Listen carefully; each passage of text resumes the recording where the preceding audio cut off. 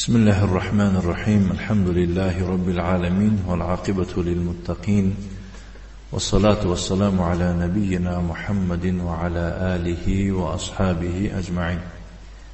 أما بعد، الأربعون النووية. اینک بعون الله سبحانه و تعالی ما درس‌های خود را دوام می‌دهیم از کتاب 40 حدیث امام النووي.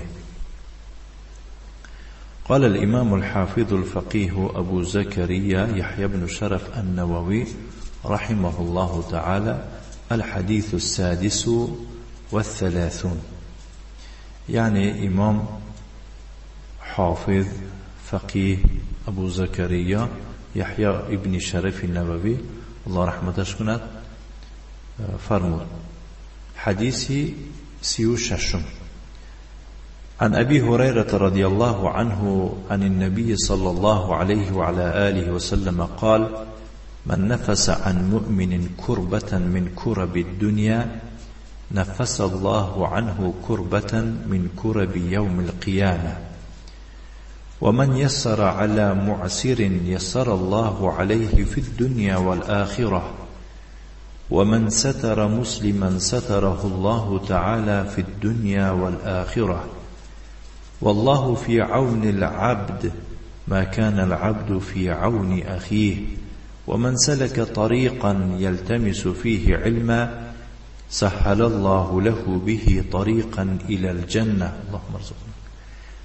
وما اجتمع قوم في بيت من بيوت الله يتلون كتاب الله ويتدارسونه بينهم إلا نزلت عليهم السكينة وغشيتهم الرحمة وحفتهم الملائكة وذكرهم الله في من عنده، ومن بطأ به عمله لم يسرع به نسبه.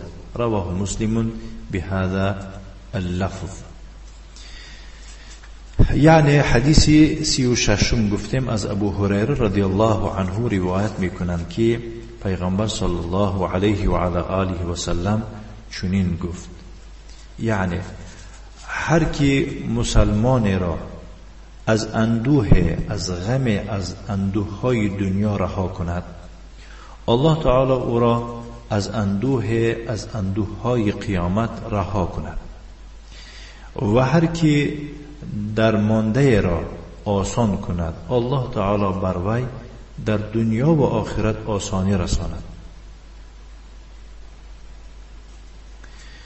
و هر کی مسلمان را بپوشاند، اون سرش را، عیبش را، الله او را در دنیا و آخرت پوشیده دارد. و الله در یاری بنده است مادامی که بنده در یاری نمودنی برادری خودش باشد. هر کی در جستجوی علم آموزی باشد، الله به آن علم راه را به سوی جنت بر وی آسان سازد. هرگاه که مردم در مسجد از مساجد جمع آیند، قرآن را تلاوت کنند و از آن درس بیاموزند، پس بر آنها سکینه و آرامی نازل شود و رحمت الله آنها را فرا گیرد و فرشتگان آنها را احاطه کنند و الله آنها را در بین کسانی که نزد او هستند، یعنی در نزد فرشتگان، یاد کند. و هر کی در عمل سستی کند، هیچگاه نسبش او را به جای نرساند. یعنی گفته ایستاد است که کسی که عملش او را به یک جای برده رسانیده نمیتواند، خوشبخت و سعادتمندش نمیگرداند عملهای کرده او، هرگز منصب او، قبیلی او، ملت او به یگان جا برده نمیرساند. یعنی اعتبار در اینجا نه ملت و نه نسب و نه مقام و نه وظیفه بوده است، بلکه اعتبار عمل بوده است. از الله سبحانه و تعالی ما و شما را مسئله داریم که ما و شما را از آن شخصان گرداند که یعنی که عملشان ایشان به یک جای برده رسانیده باشد. این حدیث را امام مسلم به چنین لفظ روایت کرده است. نکتفی و صلی اللهم وسلم على نبينا محمد وعلى آله وأصحابه وسلم تسليما مزيدا والحمد لله رب العالمين.